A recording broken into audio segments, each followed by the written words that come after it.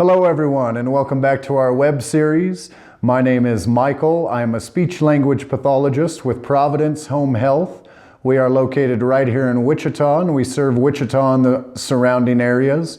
We are locally founded, and I enjoy that very much because I feel like we're very much in touch with our community. As a home health provider, I get asked a lot of questions. I always like to talk a little bit about what qualifies individuals for home health.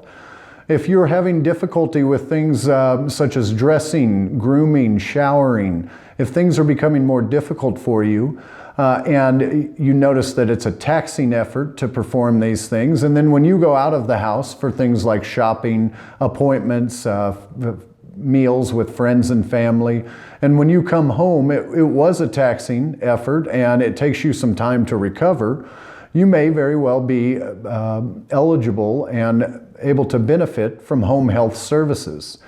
The other thing I get asked often is, how much does it cost?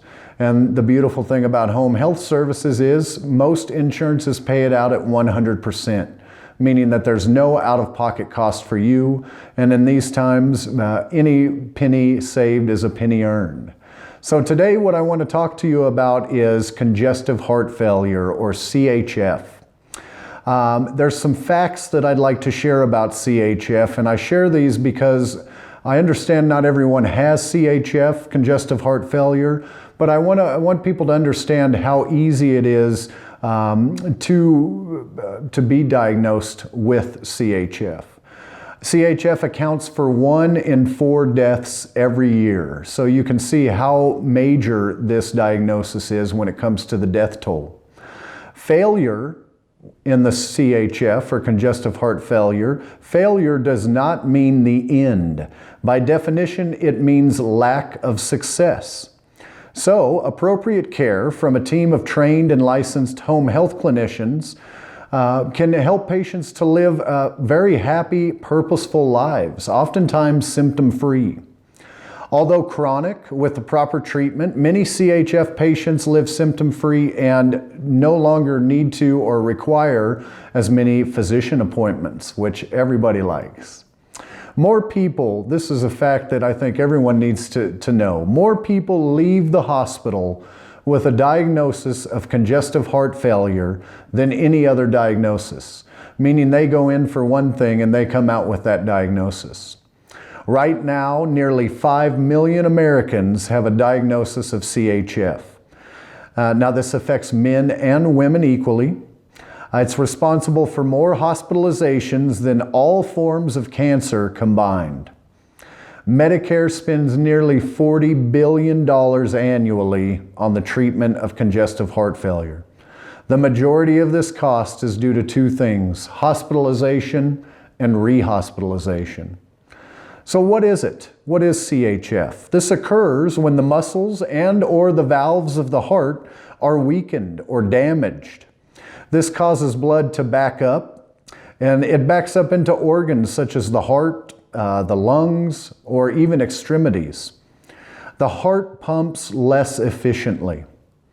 A common symptom that we often see is edema, and this is blood or fluid that is backed up into the legs, feet, or both. You or someone you know, you may have noticed that they've got swollen ankles all the time. That could very well be a sign of CHF, and we recommend you talk to your physician about it ASAP. What causes CHF? Well, diets that are high in salt and fat. Everyone's physician, I hope, is talking about sodium intake and how important it is that we monitor that. Other causes are high blood pressure or a history of high blood pressure, heart valve defects, atrial fibrillation, an abnormal heart rate and rhythm. Diabetes can lead to CHF, or congestive heart failure, coronary artery disease, and a history of heart attack. So if you or your loved ones have had any of those symptoms, signs or symptoms, they should get into their physician as soon as possible. The early symptoms that we see are individuals that feel short of breath, and this usually happens during activity. They may feel tired or fatigued easily, and oftentimes they feel like their heart is racing or having palpitations. They may feel very weak, tired, or dizzy. And then in the late stages, as it progresses, we see individuals who start to become short of breath at rest, meaning as they sit, you can visibly see them huffing and puffing and trying to gasp for that air. The swelling in the legs, the ankles, and the feet occurs in the late stages. Bloating or upset stomach feelings will generally become more consistent in the late stages. Coughing or wheezing, especially when lying down, is a major symptom of late stage congestive heart failure. And then frequent nighttime urination. So what can home health, specifically Providence Home Health, do for you or your loved ones? Well, we have nursing, and these amazing individuals will come out and they will educate on the importance of controlling sodium intake. They look at things like what foods are high in salt. Salt, the more that we have in our body, the more our body holds fluid. This can increase stress on the heart due to an increased blood pressure. They will listen to your heart and lungs to check for the presence of extra fluid. They will assess for edema or swelling in your legs and your feet. They will help to adjust diets to one that's appropriate and manageable based on your likes and dislikes. Hopefully they're telling you everything in moderation. We don't want to take away your favorite food by any means. However, if you're eating fried chicken 6 times a day, we're probably going to ask you to monitor that and again, to moderate that.